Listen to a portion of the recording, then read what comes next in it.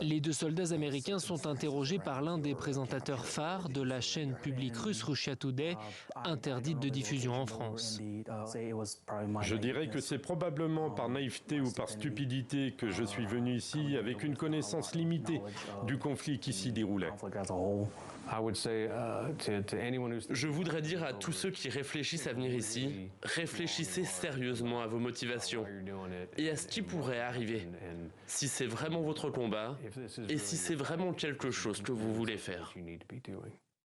Alexander Drucke et Andy Wynne sont deux vétérans américains intégrés au sein d'un groupe de combattants volontaires étrangers.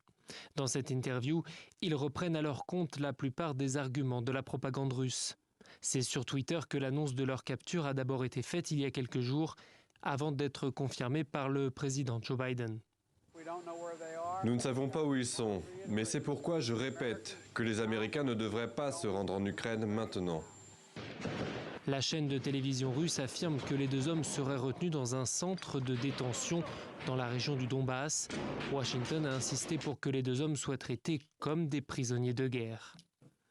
Toute personne capturée sur le champ de bataille doit bénéficier des mêmes garanties fondamentales.